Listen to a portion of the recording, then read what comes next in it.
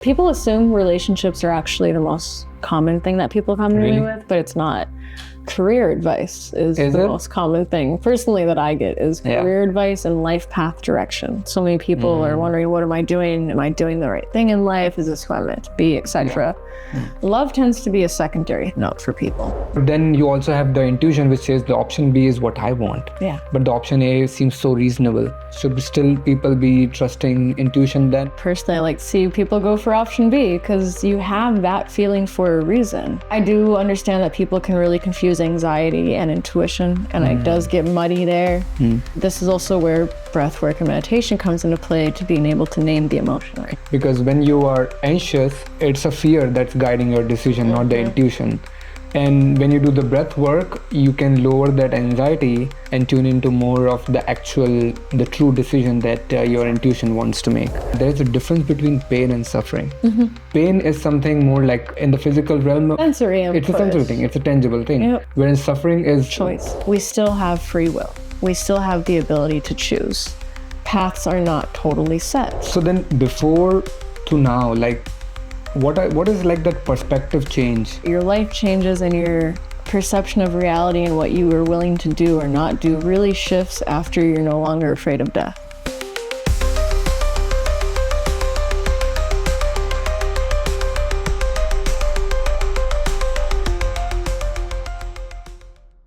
What's happening, folks?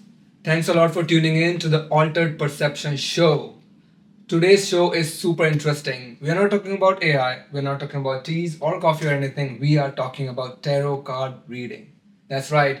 We have Patricia Scibek with us today. She has been reading tarot card since for the last 17 years almost. She's gonna teach us what is tarot card reading, the history of it, how does it even work, and we're gonna have a live demo for you guys. So without further ado, let's begin.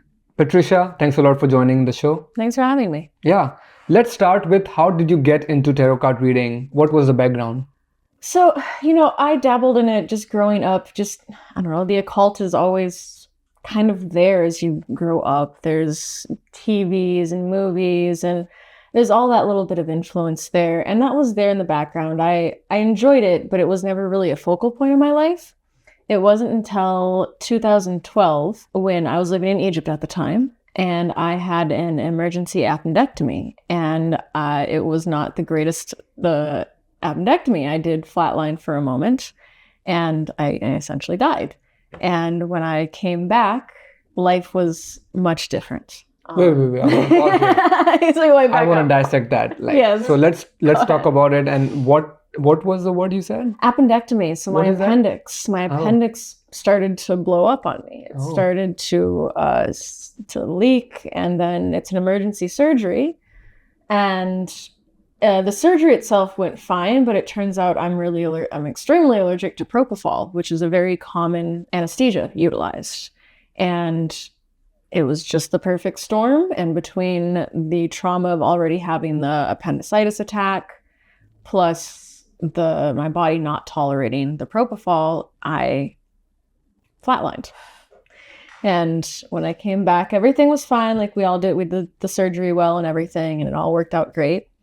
But I remember everything in the moment after crossing over, and after I came back, life was just different. Everything was very different. Okay, so I want to take a moment here. Yeah. When you were, can I say coma? Is that just dead? Really, it was short. So basically, the heart just stopped for like 3 minutes, roughly. Wow, 3 minutes.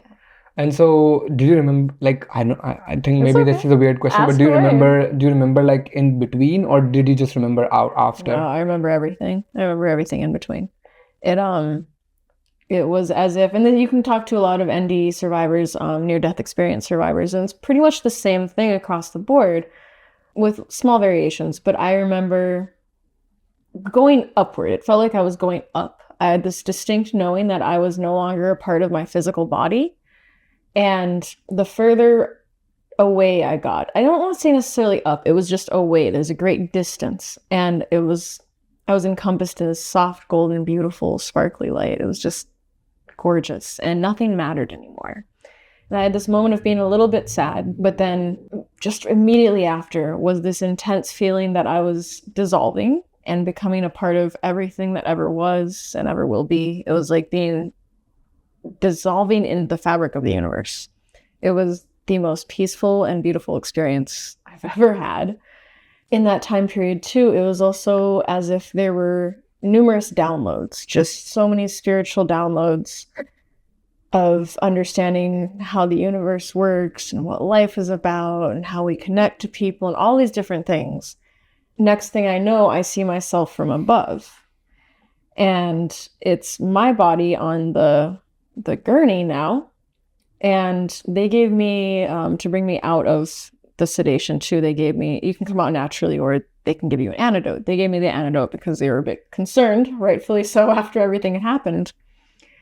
And it felt like I had been pulled through a brick wall, but back into my body. All of a sudden I woke up and I was back in my body. It was really, really, really, really painful. And it wasn't from the appendectomy. That was localized in your abdomen, which, yeah, painful, but it felt as if all my nerves were firing off at once. It was so insane. And, I recovered from that, but I was never quite the same after that. My view of the universe changed. I tell people it's like I came back with all of the answers, but none of the questions. Like, I don't know what the questions are, but I've got a lot of the answers. And I don't really understand what the questions are until someone else asks me. And I'm like, oh, I know this. And I just, nothing was ever the same after that. Which is why I do tarot readings now. But overall, I call myself an oracle because that is essentially what's going on. I do mediumship readings, past life regressions. I don't actually need the cards. I utilize them a lot, but all of my stuff is channeling. I find the cards help other people connect to things better and helps me explain things better, having more tangible thought. Yeah, that's about it. Everything changed after that. So what you're saying is that tarot card reading is just a medium, that you're just using that as almost like a form of communication, but you already can sense. Yes. They're not necessarily needed for me to do the work that I do. And I don't use them all the time, but I do understand that it helps people grasp onto things and helps the brain itself. I mean, just neurologically speaking, anytime you have something that's more tangible and tactile, it can help your brain solidify things and cement things. That's right. Yeah, that's right. What you are saying is that you're relying more on the intuition. Is this a tarot card reading or just any form of like astrology or horoscope or any other type of reading? Is that a skill somebody can learn, or is that more towards the intuition side of things, or you can develop more intuition? 100% across the board. So you can learn it just based on the face value of the cards. You don't necessarily need to have the intuition side. I mean, it helps, but you can develop your intuition too. Everybody is capable of channeling to that extent. It's just, you have to really work on it. That's a skill that does come, but everyone is capable. But you can just learn face value as well. And I do teach classes on it because some people just want to learn how to do this. Yeah. So for instance, the Knight of Swords. The swords govern the mental and emotional. And each card has a value. Each card has a stereotypical meaning, just like a word has a definition. Each card has a definition, both upright and in its reversal. Each card has a definition. I utilize that as part of it. But then I also channel and do a lot of intuitive work as well. I hear things, smell things, feel things. See things, what do you mean by channeling? So I guess channeling would be considered, how would I put this? Channeling source, channeling the energy, being able to hear things, see things, smell things, feel things from beyond that gives me goosebumps. Tangible right here. Yeah. Do you know what I'm about to ask you? No, I'm not. I don't go forward with anything morally speaking. I don't try to like jump into other people's heads or things like this. I also want to enjoy life. So yeah. And so how does that even work? Does these channeling happen to you like naturally when you are talking to people, or is that something that you have to kind of almost like meditate to get it? At this point, after so long, it happens naturally. There was a point where I had to focus a little more on breath work beforehand or be in the centered position. And then I think just as my life has grown and I've grown as a human, I myself am just in a daily more centered position. And more conscious of my breath and how I move. And I think that ultimately just helps now, because now it just flows. There's no wall there, but there used to be. So you said that is basically you have done a lot of breath work and what other things you did? Well, above all else, I'm a martial artist. So I was a martial artist before anything. I'm a master martial artist. I've been in that since I was 12. And that gave me the basis. Thankfully, I got very lucky. Well, to have all of that basis before all of that other stuff happened, because I already had a really good handle on meditation, a really good handle on breath work, a really good handle on body movement. And being in tune with your body physically also helps you stay centered mentally and emotionally. So having that basis and that foundation really helped me be able to handle everything that came after that. Yeah. So can anybody be like, let's say suppose somebody has done work on breath and then have centered themselves in a way, can they also develop this skill? Is that a precursor to developing any type of skills like tarot reading? Yes, I would say and suggest to people that they go hand in hand. I think the deeper that you go spiritually speaking, and this isn't just in regards to tarot cards, this isn't just in regards to the occult, but even just spiritually speaking in different paths of spiritual belief or even religious belief, having the physical foundation of your own body, it goes hand in hand. They go together. Breath goes with your mental and your emotional. Your mental and emotional goes with your spiritual or your religious, wherever you want to put that, whenever you want to term it. Having that foundation is really important. I mean, it's like a tuning fork. Our physical body is like a tuning fork. And if we're not tuned properly or cared for properly, or even know how we move in this world, we're not really going to be able to process and understand the spiritual side of things. I have like a couple of things, but I want to start with, have you heard of handpan? No. Handpan is basically like that musical instrument. It's kind of like a UFO looking instrument. I have seen it. Yeah. So I play that, and I have two of those actually. One kept over there, but it's tuned on 440 hertz frequency, which is what frequency that resonates to humans. So when people hear that, it actually almost gives like that vibration in your body, and it's like more spiritually inclining. And they use it in like sound bath and a couple other meditation retreats and stuff. But that gives me the idea that okay, this is all about like tuning in and having that vibration and frequency aligned in your body almost, right? You said tuning in, right? You nailed it completely. You just have to tune into the right vibration and the right frequency. And we all are capable of that. And I recently was talking about this on how it's not about being in love or moving in love. It's about tuning yourself to the vibration of love. And that's something the universe really responds wonderfully to, is the vibration of love. Yeah. And, I'm not talking romantic or familiar or platonic. I'm talking about the vibration itself, which I'm really glad that you actually understand that. Yes. Yeah. You said that we have to go deep, spiritually, mentally, emotionally, but how do one can get deep apart from like breath work? So there is a physical aspect. It does really matter what you eat, how you move your body, breath work, yoga, working out, whatever it might be, meditation. That's one portion of it. But then the other portion of it is, I think, trusting your intuition and understanding how to connect with your voice, your internal voice. We so often in this world, we're taught to ignore certain things. Like, no, you didn't see a ghost. No, you didn't see a spirit. No, you didn't think about that person, then they called you. So many little intuitive hits we get all the time. And due to the way this world is structured, we tend to negate them. We tend to dismiss them when they do come up. And I think part of what I tell my clients who I'm teaching is to first really get to that portion of being able to trust yourself. And it can be as simple as driving and thinking, oh, I'm going to hit all of the green lights, and hitting all the green lights. That's okay. Trust. Like, you can trust that. Or thinking of someone's name, thinking about somebody, and then they call you or they text you. And this is a really common thing that happens to people a lot. And that's just intuition. It's just that we dismiss it all the time. That's not coincidence? That's not coincidence? There's no such thing as coincidence. Really? No.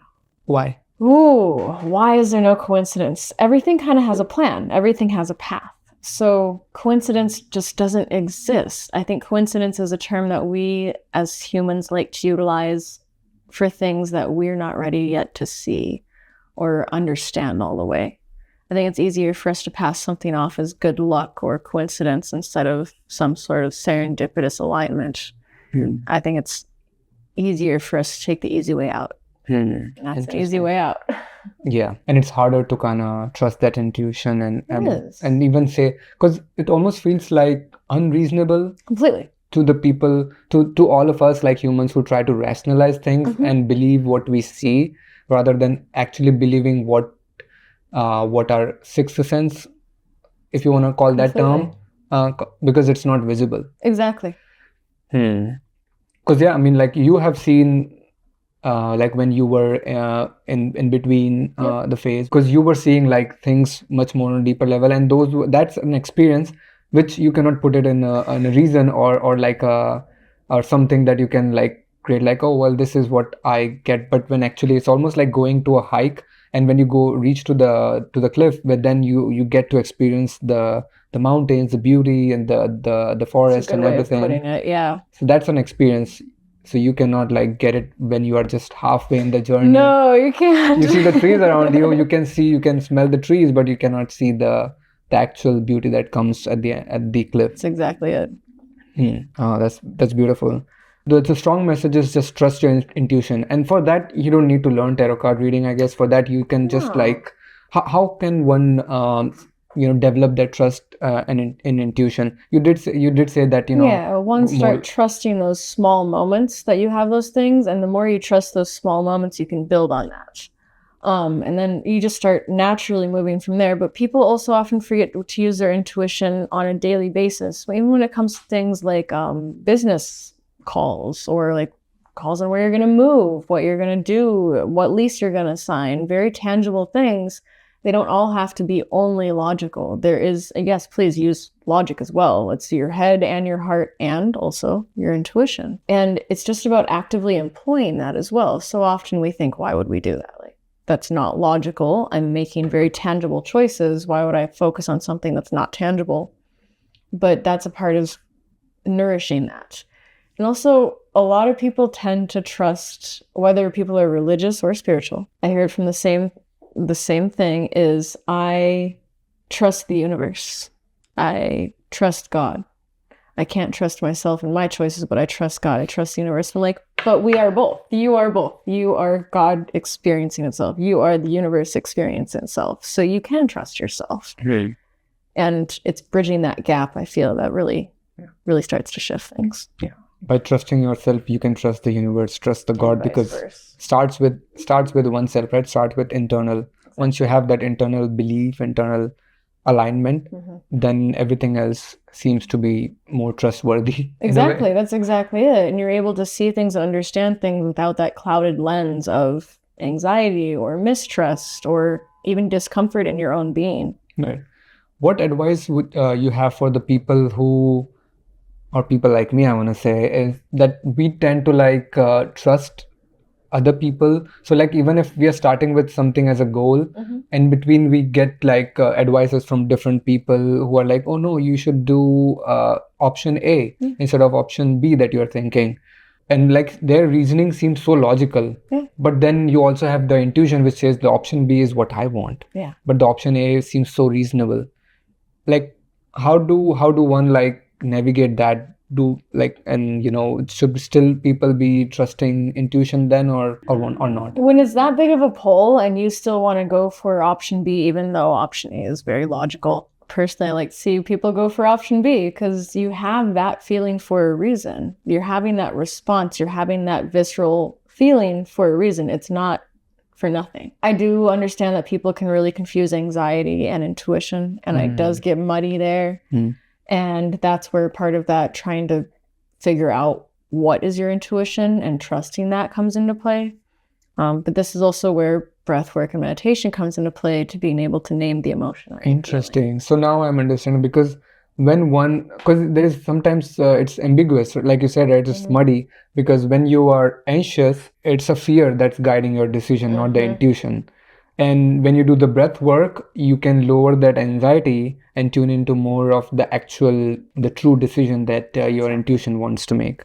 So when you are aligned to that relaxed, intuitive self, that's when you can make that decision. And that's what trusting the intuition really means. Nailed it. Nailed it. I feel like it's way more tangible than people think. And it very much is. I mean, it's just, this is what mindfulness is about. This is what yogic and Ayurvedic practices are about often at the core. This is what so many neurological and psychological papers are about. Like, we already know this. I think we just tend to mystify it. Yeah. When really it's actually kind of just is. It's actually very easy to hold. It's just you're fighting the human brain and the way the world is set up as well. Yeah.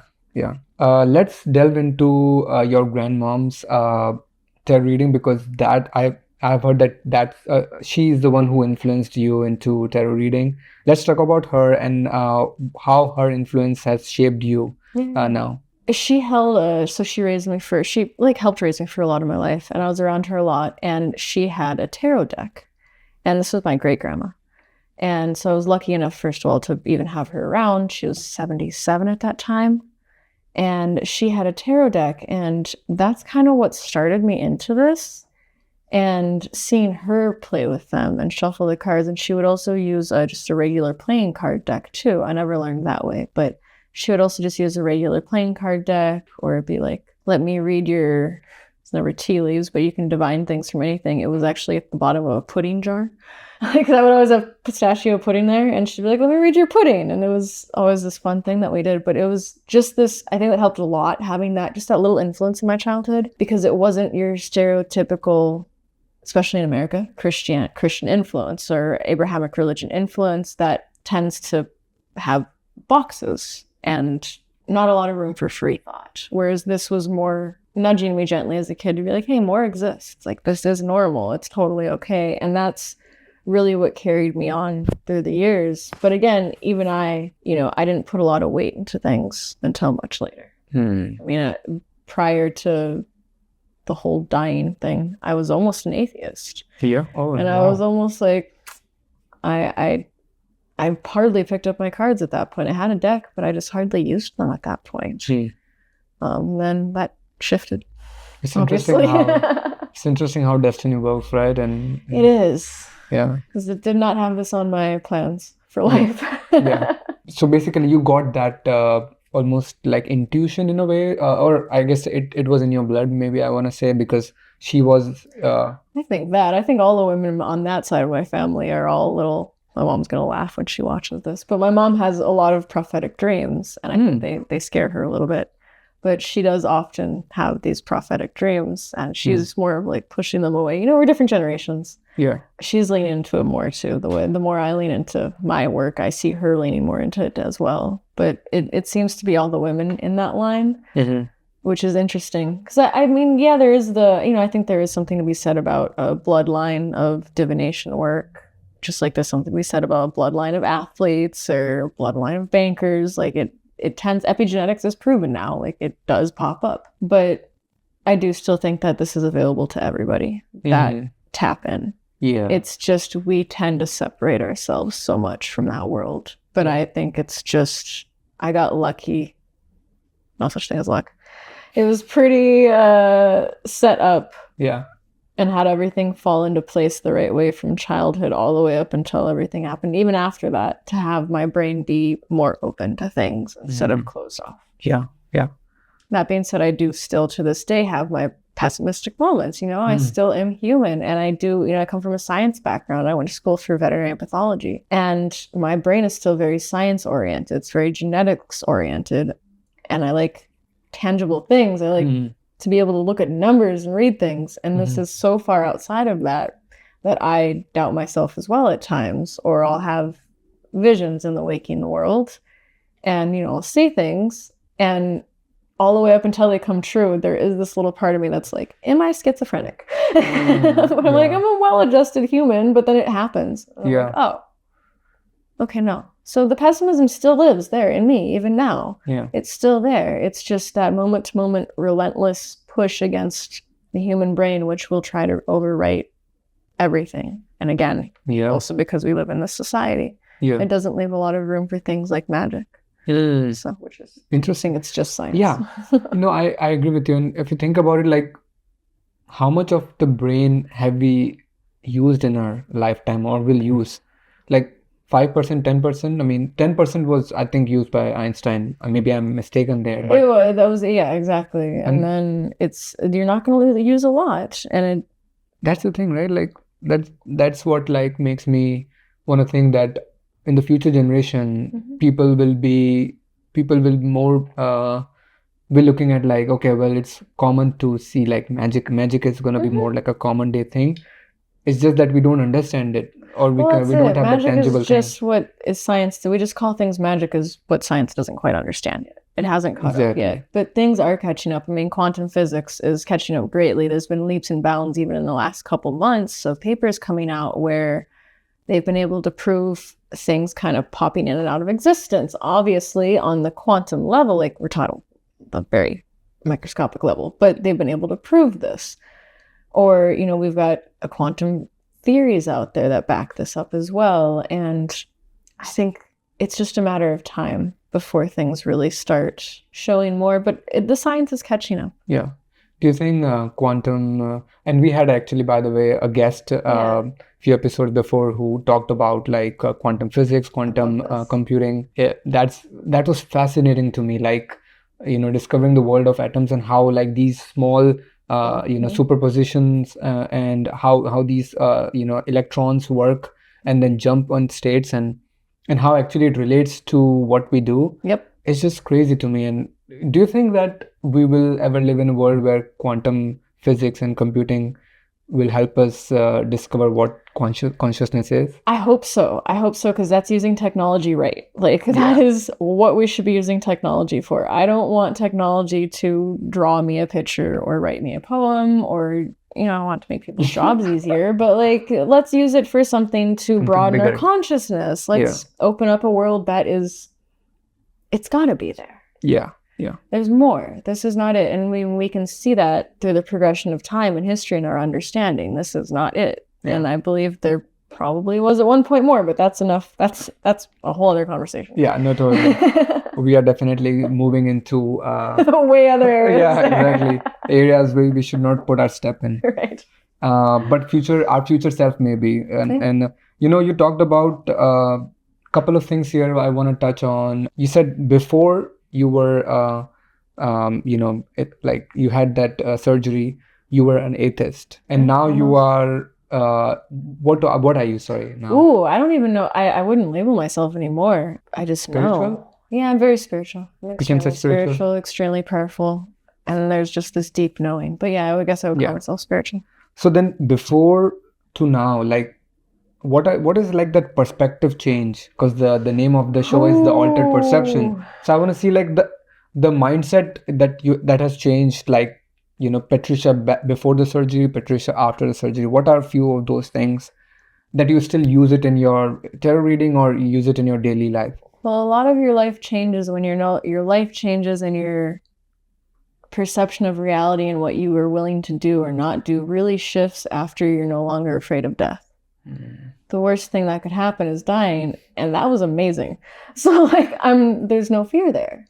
So because of that, I think it's really played into a lot of parts of my other life. I'm a very adventurous person, bordering like adrenaline seeking, I would say, and maybe that's from that as well. But it's it gives me the ability to horses have been a part of my life since I was very little, like 6 or 7, and there used to be a little bit of fear there, a healthy amount of fear. And now that fear has been replaced with respect and understanding. I'm more willing to push boundaries now, I guess. Again, when you're not afraid of death, it really leaves things open. And instead of that fear, I guess, across the board, it's been replaced with respect and understanding or pushing to understand. Because I sail, I horseback ride, I skateboard, I still do martial arts. Like I hike crazy amounts. Yeah. And there's a peace that you can find when the worst thing that could ever happen is no longer an issue. That's very beautiful. You said that you're very adventurous. Can you give an example of one of the craziest or very interesting adventurous thing that you have done so far? Oh my gosh. It's a lot. Let's see. So for instance, before this, I don't think I would have done things like pack up a hiking backpack and just go into the mountains in Montana on my own for like 5 to 7 days at a time and just take off. I don't carry a gun. I don't like guns. It's just me. I just go. And, it drives people around me nuts, but I'm very comfortable out there. I'm very at peace. I think a lot of that's shifted because I just don't have that fear anymore. Again, it's not to say there's not respect there. I have a healthy respect for the ocean, for the mountains, for horses, for all of this. That's sanity. But that's just not... So I'll frequently just take off random hikes. Or I have an upcoming race in 2027. I'm one of the riders for the Mongol Derby, and that's the world's longest and oldest horse race. And that's 600 miles across the Mongolian steppe on a new semi-feral pony every day. So it's intense. And again, same thing. I don't have that.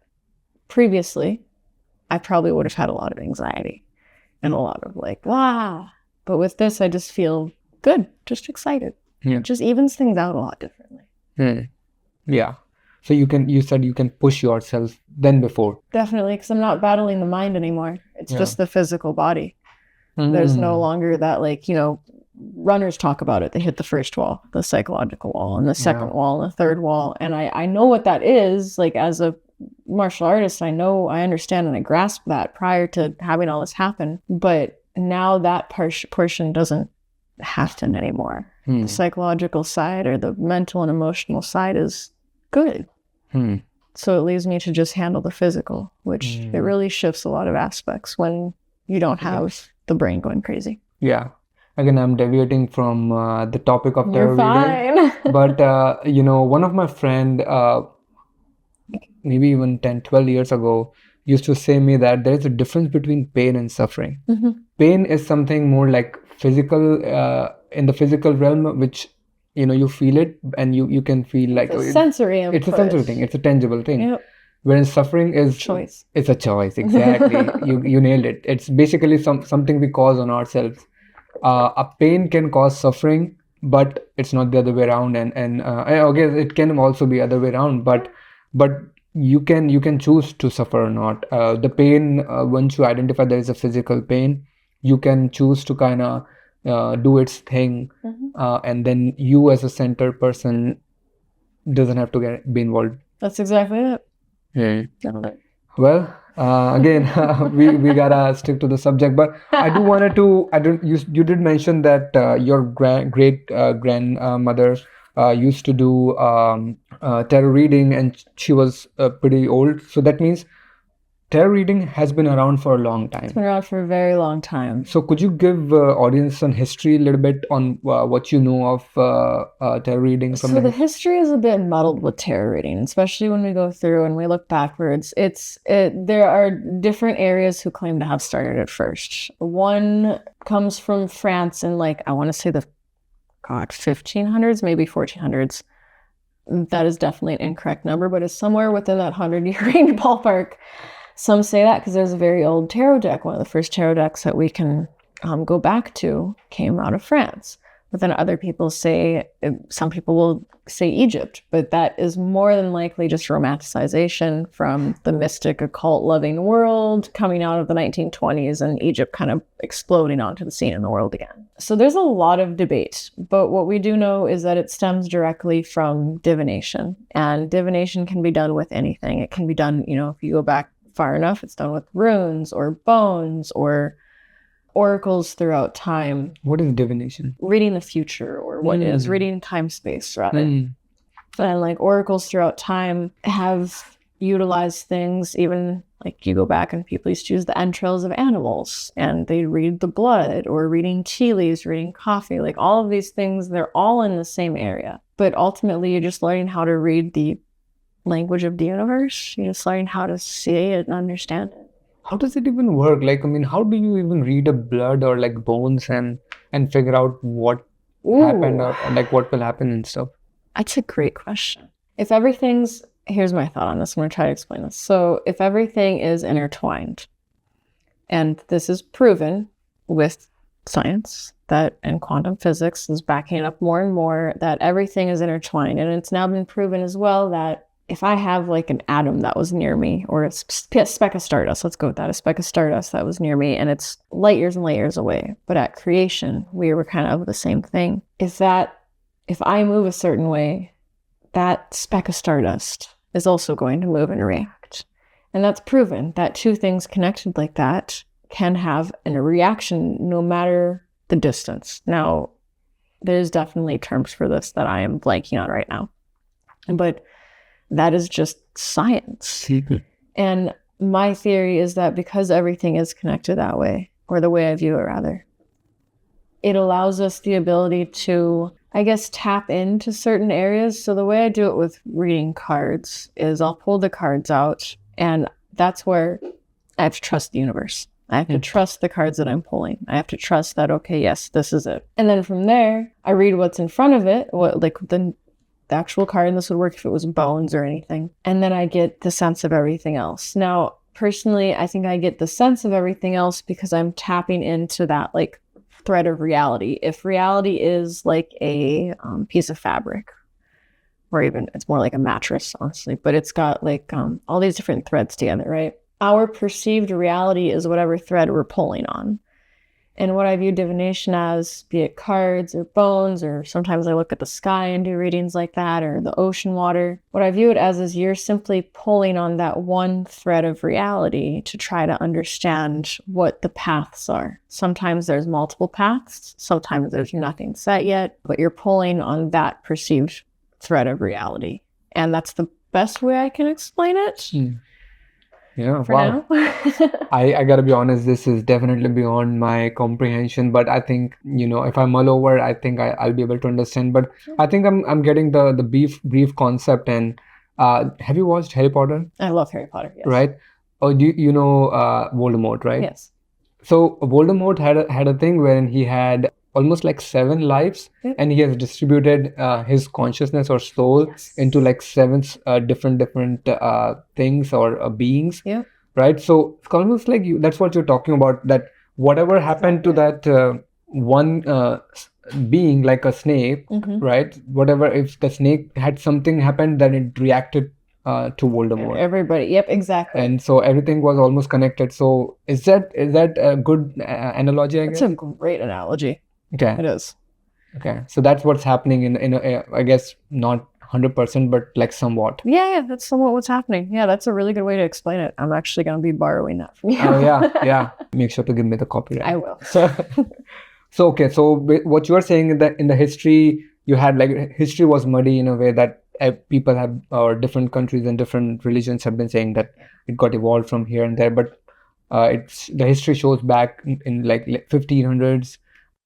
It's basically like tapping into an object, a thing, or a person, or something, so that you can kind of channel the energy and channel the frequency Exactly. to kind of predict. It's like a radio tuner. Yeah. Like, yep, exactly that. Okay. So things have evolved. Now people have actually given this object a tarot card, I guess. Is that what it is? Yep. Okay. And then how has it evolved, like from from early 1900s to now? Has there anything that evolved? Ooh. A lot of the artwork has, which is interesting. The base meanings of everything have stayed roughly the same, but the artwork has evolved, which is an interesting. I've never really thought about this, how it's evolved. The artwork immensely. People put a lot of time and energy into the artwork behind tarot. Beyond that, I think it's kind of stayed the same for a very long time. Yeah. It just depends on the reader, and everybody reads slightly differently, but it's a very old trade, really. Yeah. And I mean, it's since time immemorial, really. I'm sure as long as there's been humans, there's been soothsayers and oracles and high priestesses, and like there's always been somebody. Yeah, totally. No, I'm with you on that. So you said that the artwork has changed, and so far we have not delved into the actual cards, but I think now is a good time that we talk about the cards themselves. Yeah. And so if you can explain me and audience like what does these cards mean, and how does that even work? Okay, I'm going to do this by like doing a reading, just an example reading on myself, because I know what I'm doing later tonight, so I just want to show exactly what I'm going to do. So I'm going to do like give me 3 cards. I'm just going to ask, like, give me 3 cards on what my night will be like tonight, like what my night holds. And I'll explain. So 3 cards that tells you what your night will be. Yes, what my night is going to hold. And I have a general idea of what I'm doing tonight, so I'll be able to explain this. Mm-hmm. But obviously, like, we can go beyond that too. I can read it for you if you want. Yes.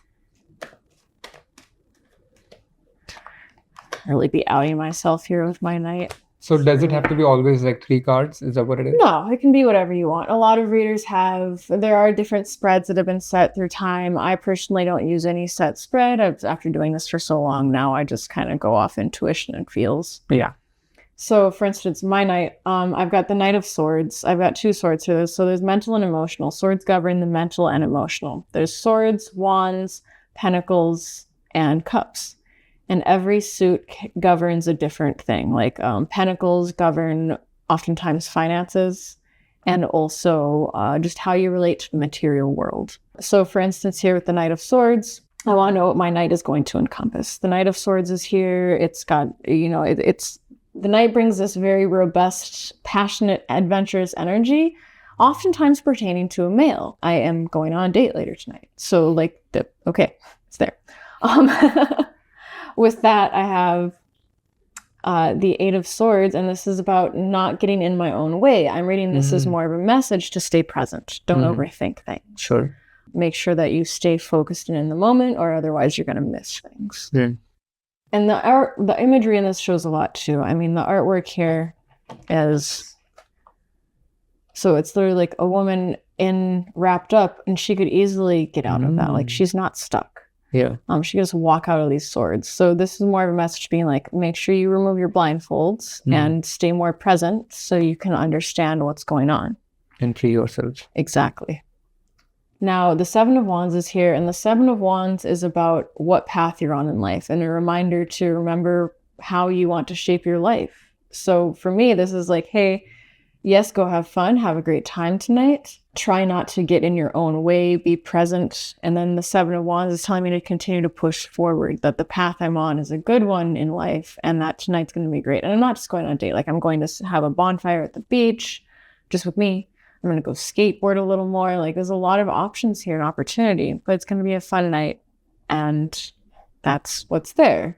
So yeah, that's how I can explain it with the face value. Because again, I know what I'm doing tonight. So sure, I think that's easier. I have the face value there. And some people read just face value. So people do often just get a deck and have the book that goes with it, or they look things up online. And that's just as helpful, honestly. Some people get they don't want to dive into it if they don't have the full intuition developed and everything. But I think you doing this starts the rest of that. Gotcha. It starts building that process. And I'm starting to see a lot more people get into this, actually. Yeah. So it's been neat. Yeah, I was telling you, right? One of my friend, I was asking her, like, what would you want to do, like, so that you don't regret, like, in 10 years from now, and then you'll be like, okay, this is something I wanted to learn and I learned. Yeah. And she said tarot card reading, and I bought her that gift, and she was like almost in tears, and I was like, I love this so much. We want to see that more with more people, So, okay, I think I'm understanding where you're coming from. Maybe let's take 1 or 2 more examples and then kind of make, because you picked 3 cards, and is that all depending on person to person? The readings also changes? Always depends on the person, yep. Okay. And so what's going to happen now? Can you explain, like, and because I've never done tarot. Do you want me to read for you? Sure, let's try. Okay. Let's try. So the way I do my readings is tell people, like, only the good things. Only the good things. I will omit the bad things. No, I'm just kidding. I'll just pass you a note. Yeah. So the way I view tarot in general, and this is the spiel that I give anybody who sits down at my table who has never had a reading before, is not super involved in it, I say the universe is always there to communicate with. Yeah.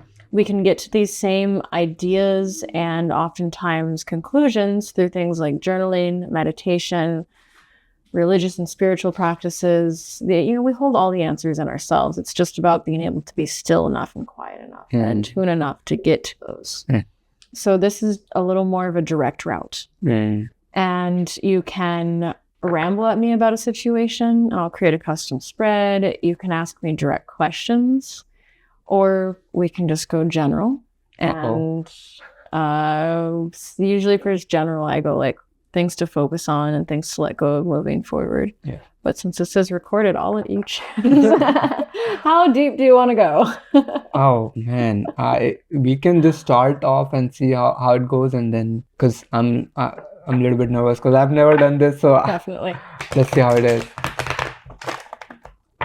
Maybe I'll ask you questions after. Of course, and if questions do come up, feel free to ask. So what I'm going to do is what to focus on, what to let go of, so you can move forward in your life and for your highest good. Sure.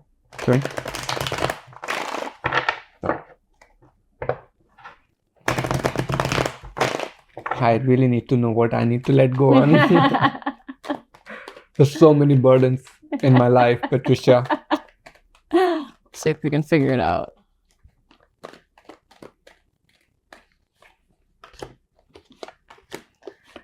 By the way, guys, huge shout out to RP who is filming this behind the scenes. She is doing a really dope job. So I'm super proud of her, as is Patricia. So here we go. Thank you, RP. So up at the top, we have what to focus on, and up at the bottom is what to let go of. So what to focus on, I have the Hanged Man. You're in this time of suspension. There's a lot that you could do with your life, and it feels not necessarily like in this moment, but it feels broad life scope. You are really looking at your life, trying to figure out, where do I want to go next? What is the life that I want to have lived and talked about when I'm 70 or 80? And it puts you in this moment of suspension, trying to figure out what's what, where to go. It's actually a really neat place to be, because in one hand, it allows you to think a lot, but there is also the word of warning saying, be careful what you plant and what you pursue during this time. Because whatever you're going to pursue in these next 1 to 3 years, stick in this time span, is really going to shift the rest of your life, and it's going to be with you for the rest of your life. So choose wisely. Make sure that you make choices moving forward from a really aligned standpoint, especially having to do with hobbies, what you get into inside, and how you make money, because it's going to follow you for a while. The High Priestess is here, focusing more in on spirituality and how you relate to the world and the universe around you. But internally, I feel like you yourself actually have a really good grasp on what you view of the universe, and you feel pretty steady in your belief system. But getting closer to yourself and how that relates outwardly can really benefit things. The Page of Wands is here, and as far as, again, what to focus on is focus on your path forward. Get really, really clear on what you want. You're already here in this time of suspension. So this is really asking you, again, for whatever reason, you've got 1 to 3 years here. I'm going to say 3 years, within this next 3 year span. Be really careful about what you put forward and what you move on in life with, because having a plan is really going to help you not only move in the right direction. When you put pen to paper, you're not only, again, neurologically speaking, scientifically speaking, you're creating different connections in the brain with pen to paper, and also you're on a spiritual, energetic level, you're opening things up in the universe differently. So plan things out. Put where you're at, where you want to go, and take this moment of suspension, this time where you're just in this flux, to be careful with where you step next, and also intentional. So that's what to focus on. To let go of, I've got death. It has nothing to do with actual death. Just do not panic. Maybe you should have led with that. Yeah. Don't panic. Death is here as great change. But this is asking you to let go. So it's kind of like you've been spinning your wheels through time, being like, something needs to change. Like, what is it? I know what path I'm on. I need to be on the right path. And it's almost like this hamster spinning wheel situation, and almost trying to force change and to be a whole different person, do 180 turns left and right, when you don't need to do that. The change will come slowly as you continue to push forward with whatever it is, again, that these next chapters bring. The Three of Wands, letting go of exploring more. You don't need to explore anymore. You yourself actually have all the answers that you need. You already know what you want. You know who you are. You're very solid in your being. You don't feel wavery to me. You feel very stable with what you are and who you are. You're just trying to figure out how to package it in a way to put it into the world that makes sense to also continue to thrive in this world. So don't go seeking other things. You don't have to go take extra classes. You don't have to add more to your plate. It's going to be more about emphasizing what's already there. You're saying that I should stop doing podcasting because I'm not. I should not be exploring. I should not be talking about You're tarot already card doing reading. this. But you don't have to build your skill set anymore. You've got everything that it takes. Just emphasize what you want to see flourish. The King of Cups, as far as letting go, is letting go of an outcome, especially a mental and emotional outcome, and expecting things to be stable or wanting things to be stable all the way. You move differently than most people in the world. You're not one to really be tethered down by a lot. And again, it feels like your interests are often almost so broad that you want to do everything in the world. Like, you're definitely the kind of person that's like, I have 18 hobbies and 2 jobs, and I don't want to put any of them down. Release that a little bit. Again, emphasize what you already have and what you really want, and let go of the need to have this control and stability in your life. Your life's not about control and stability. Your life is about a path that you're carving forward for yourself that doesn't breed stability most of the time. But that's okay, because you can have internal stability. It's just your life might look different to other people. Yeah. Wow. There you go. I should definitely give a clap. This is very fascinating. Especially the last one that you talked about is so real, so real. I struggle with this so much. I mean, you nailed it. I think I have like so many interests. I mean, I like a big time ADD. Yeah. So I have like so many different hobbies. I mean, I pursue like music. I've been doing like podcasting and couple other like improv and couple other activities. Still, I didn't see the improv coming. Yeah, exactly.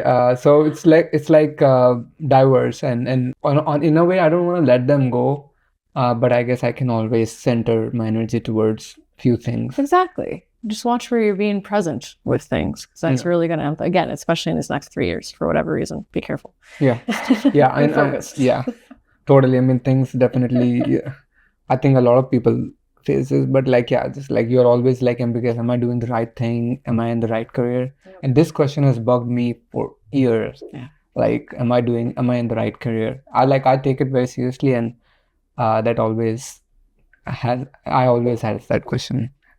So, well, this was there we go. uplifting, definitely.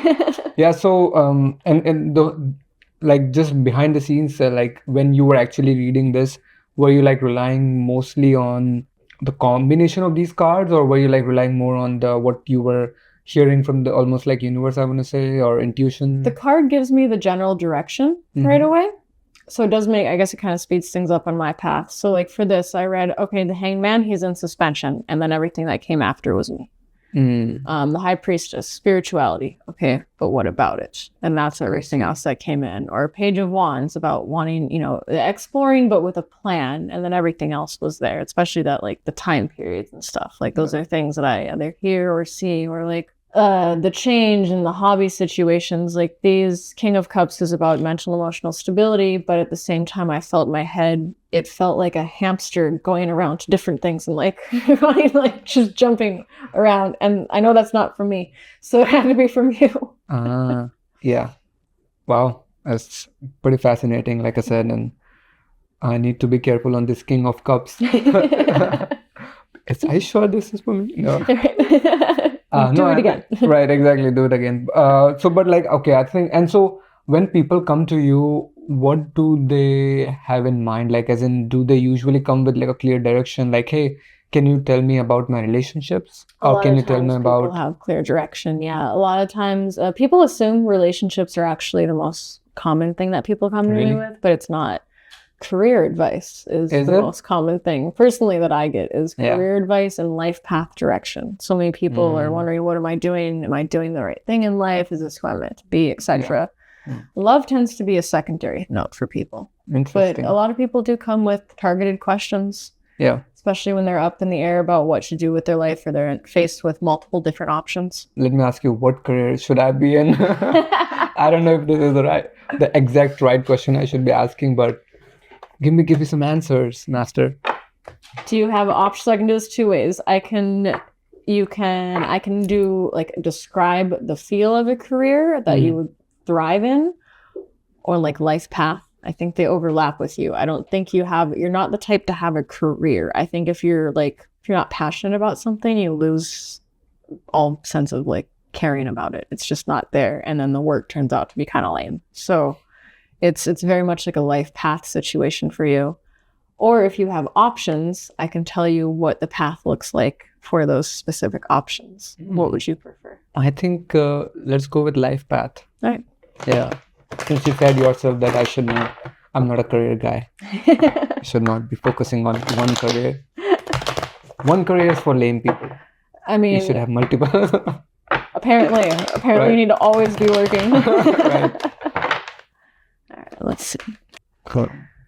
So as far as life path and what you should be doing, and this could take many different forms, it's whatever you want this to look like, whatever fits best. The Page of Cups is a lot about emotional understanding and connectivity. You seek to understand people not just necessarily on their daily lives, but you want to understand emotions and why people think and feel the way they do and what led to that and what drives people to move in certain ways through their life. And part of this is connecting people. You're really good at connecting people and helping bridge gaps in the world. You probably are really good with networking, and that could translate greatly to, a corporate career, but it could also translate greatly into exactly what you're doing here. So again, it depends on what you want to do, but a large part of your purpose is to be able to connect people and have that path and dive into emotions. And if you want to go even deeper, help people understand their emotions and help them name those emotions and help strengthen those that do come up. I mean, you bought your friend a deck of tarot cards. That tells me enough right there that this is part of who you're supposed to be. Because most people would have just let that go. And you went the extra mile to strengthen that emotion that they're having. Strength is here, and it needs to be something, again, I said this before I even put the cards down. You have to be passionate about it. The second you are not passionate about it, you're going to put things down. And you're definitely not a one path type of person. You're going to have multiple. Just make sure you don't overload yourself, because too many irons in the fire. Things do need to be, in order to move properly in your path, you need to be able to nourish things properly. And the ADHD brain might say you can, but you can't. You can narrow it down. The Nine of Cups is here. This is known as the wish card, whether upright or reversed. Yours is upright. You're in a very auspicious time in your life. Just in general, again, I repeated it multiple times, but these 3 years, please go after what you want to go after. Because anything you want, you're going to get it. And that's both a blessing and a curse. You have such a large skill set and such a large interest base that you really could do anything and thrive at anything. So it makes it even harder trying to figure out what exactly you want. And that is annoying. But above all else, you're definitely meant to be connecting, and something having to do with emotions and navigating that emotions and the psychological, the mental, and the spiritual, and how it all intertwines together. There you go. Wow. No, this is beyond fascinating now. First, that is fascinating. I'm lost in words. I think this, I can I be honest? Yeah. Like, I started with this being very skeptical. Mm-hmm. I think that this all thing, like tarot reading and all of this it's all, to the face value, it's not like correct, and it's not like, meant to tell you the right things. But, right after you started reading the second one, especially, I'm like, this is so true. This is definitely me. Yeah, like, connecting people, definitely big time. Mm-hmm. And this is like me learning hard lessons and realizing it. I've done a lot of different types of jobs, like, sitting in office and like, working 3D modeling type of work. Yep. And that's like not me. Yeah. You know what I mean? So you're just dying in that work. Exactly. 9 to 5 is not very it. stressful. I was even working weekends, and even weekends, I was just getting up to get food and then sitting back and working even on the weekends. It's horrible. Yeah, both mentally and also physically. It's not good for your body. Yeah. Okay, I want to zoom out. Yeah. You said that the number one thing that people come to you is for career advices. Yep. So explain me, like, why people come for career advices. And like, again, I want to tie this back to what we have talked about. Yeah. Again, my guess is that because people like me are like lost in a way, but also they are not centered and like not connected to themselves, or like I don't want to say connected to themselves, but have muddied it in a way. Yeah, that's exactly Is that what it is? That's exactly it. I mean, well, there's two different parts of it. There's those people that, yeah, they come to me because there's too many options. They're muddied with, trying to choose a job is all fine and dandy when you are just a single person, but you add in a partner, a marriage, a house, a mortgage, a car payment, 3 children, a dog, like that's a lot. And all of that weighing on people, it makes them more hesitant to trust their intuition or to even jump forward with anything. So a lot of that is one side. And then the other side is people who are extremely present in their mind and their body, and they just want to commune with the universe a little more. Mm-hmm. Two very different types of flows. One is very accepting and understanding, and one is very like, what do I do? Help me kind of thing. Yeah. Interesting. What are some common misconceptions about tarot reading? What it is, what it is not? Definitely. I have a lot of common misconceptions. I have big soapbox with this. No, but one of the biggest things is that people expect tarot reading to kind of be like this Miss Cleo vibe, where it's, I'm going to tell you your future and you're going to go on a long trip and a great vacation. You're going to meet the man of your dreams. Like none of this is not a thing. I mean, it could be, I guess, if I were to have sudden striking vision of like, I would have to be very sure before I tell somebody that. It's more about helping people navigate the paths ahead of you. Mm. We still have free will. We still have the ability to choose. Paths are not totally set. And that's, I'll never tell anybody what they should do. If someone's coming to me with, hey, should I move to Texas or should I move to Sweden? I'm not going to tell them yes or no. I'm going to lay out the path, what it looks like if you move to Texas, what it looks like if you move to Sweden. Yeah. Because there's options here. Or maybe there's a third path that you don't know about yet. And nothing's set in stone like that. It's a conversation with the universe. Conversations can shift, just like a conversation between me and you. Things can shift, things can change. We can change topics, all because of minuscule things too. Like I could knock the coffee over and it completely changes the conversation. Yeah, please don't do it. I won't. Yeah. Too many electronics. Yeah. But that's basically how I view that. Very interesting. Yeah, I think the center message that I'm getting is just connecting it to yourself, like connecting yourself to yourself. Yeah, it really is. Yeah. I mean, once you start seeing everything as a full picture of the universe and yourself being one. Yeah. And this is something that's been talked about across religious scripture, across spiritual scripture. It's in things as old as Ayurvedic scripts. It's from mystics, time immemorial. It's all the same repeated thing. And I think a lot of people take it as cliche. Yeah. And a lot of people kind of pass it off. Like, oh, yeah, whatever, again. But that is actually all there is to it. Yeah. So it's not like it's not about absolutes. It's about like relatives. And then, because you, like as in everybody in like 8 billion people, all of us have their own journeys. Mm-hmm. If suppose somebody hands out your pamphlet to you, like, hey, here's how you live your life, that just defeats the purpose of living the life. Completely. So what you're saying is that sometimes it's good to have the direction or like you said, path that you can take and what's going to happen with different paths. Mm-hmm. But ultimately, it's your choice, it's your life, it's your decision. Yes. Live it the way you want to do, but again, seek advice. And I think what you're doing is basically you are a trusted advisor. Yeah, that's exactly that's your position, I think, right? That is exactly right. Because you are trying to yeah, that's what you're trying to do, like is but like, hey, you are telling people like, this is the advice and I trust in you, you trust in yourself and you got this. Nope, that's exactly it. You literally just said my line. You don't even have Instagram. You're not even aware of what you just said. I love this so much. At the end of all my videos, I'm like, you've got this. Yeah, exactly. And I stop it. Look at this. I'm tuning in to your frequency. This is what I mean. This. Boom. I should be doing tarot reading. Exactly. Yeah. Go for it. You could actually.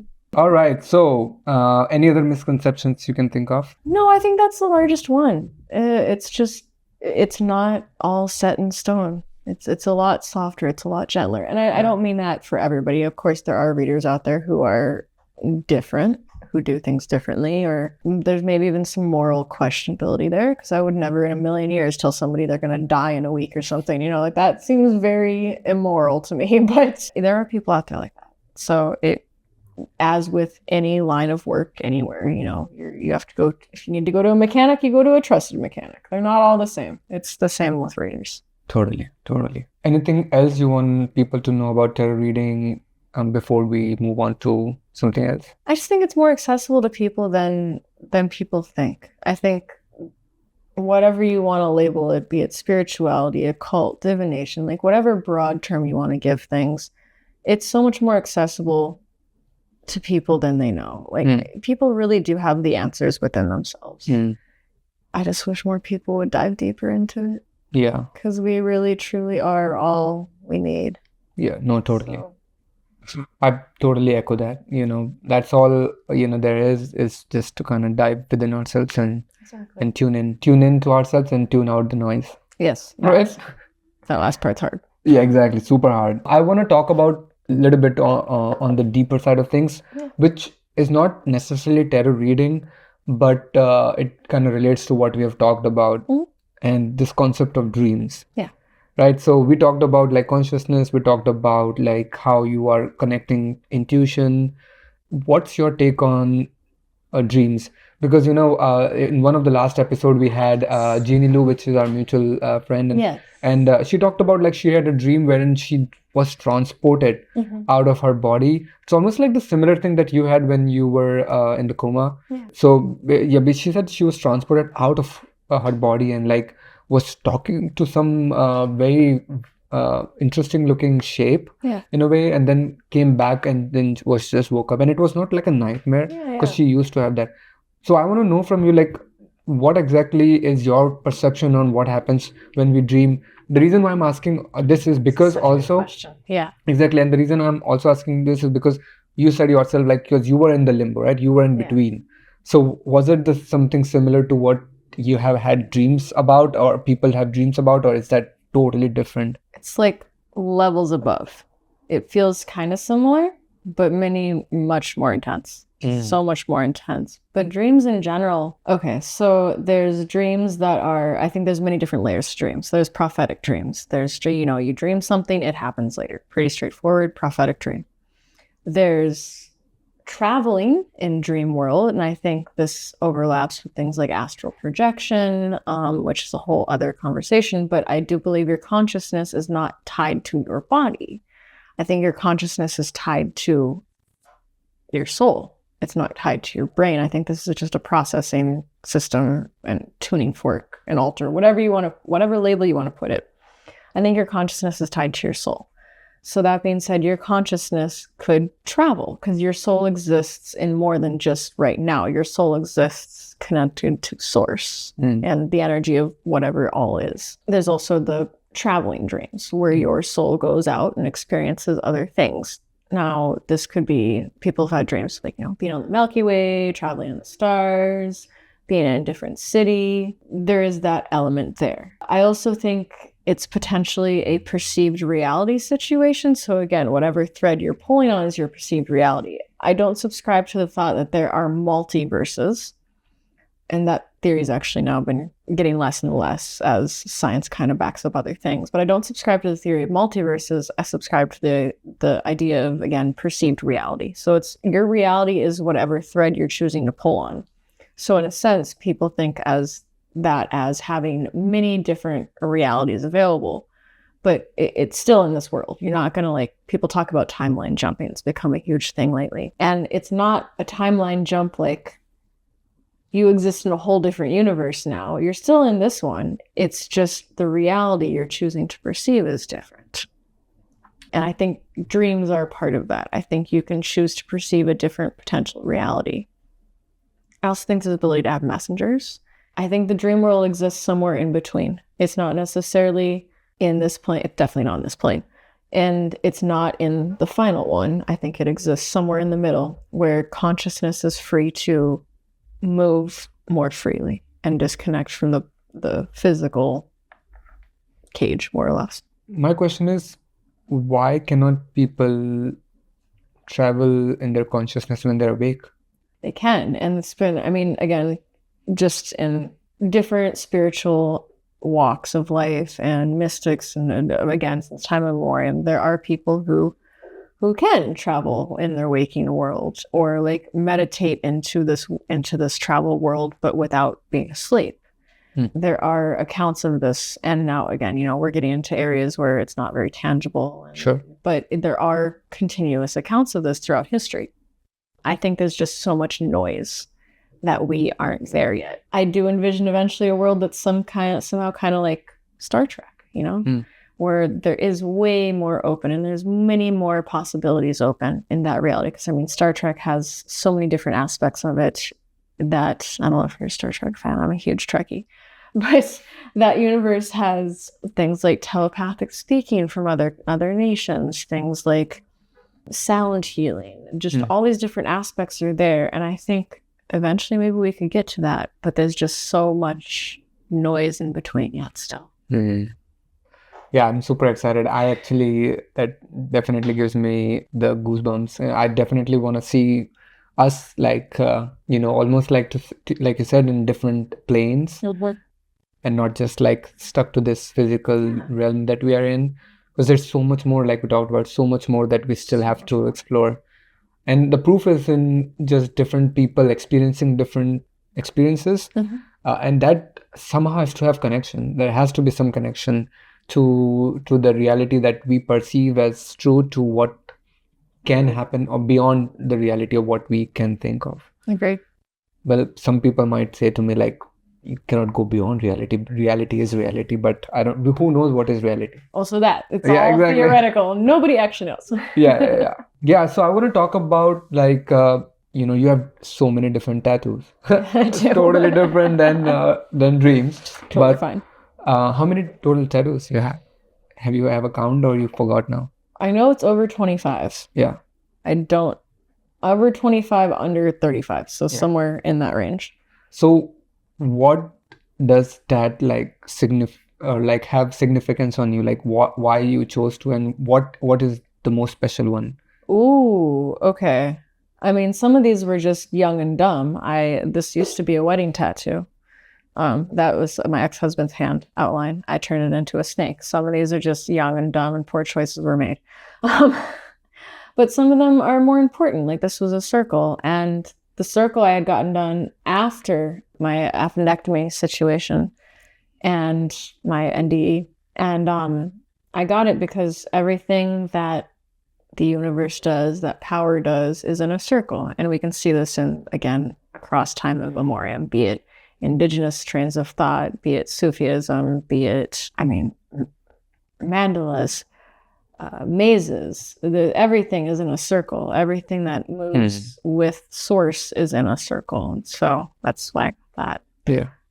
And not just actually one of my favorite tattoos, to be honest. Yeah. But most of them do have some pretty intense meaning. And you have in your fist like none. Fear none. Fear none. Oh, this is a quote from it's a homage to a baseball coach, John Wooden. Not basketball coach, John Wooden. He in a nutshell, like, respect all opponents, fear none. I used to compete at a pretty decent level. Yeah. And not just respect all, fear none. That's a very hard place to get. Yeah, it's quick, but it's not the most pleasant. Yeah, yeah. All right, Patricia, I think our time is near. Any final message that you want to give to audience? The universe is a lot closer than we all think. Source is a lot closer than we all think. Whatever you might want to deem this as, be it God, be it source, be it energy, whatever it is, it's right here with us. I feel like everything is a lot more tangible than we give it credit for. Everything, like, we pass things off as being cliche. We have, like, as above, so below. It really is the same. The kingdom of heaven is within us. Yes, it is.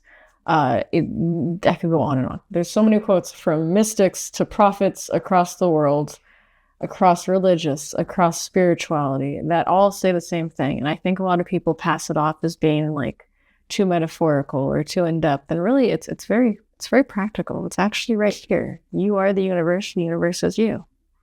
Good. Try to exist in it every now and again.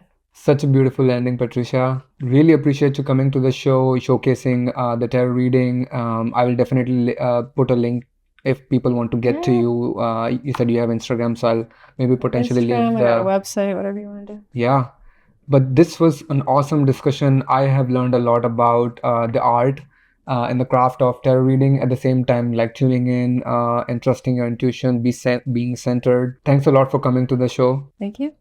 To you audience, thanks a lot for tuning in to the Altered Perception show. I hope you guys gained some valuable lessons from this one, or want to know more about tarot reading. With that, if you have anybody else that you have in mind that you want me to reach out and invite them to the episode or podcast, I would love to. Feel free to leave the comment in the comment section.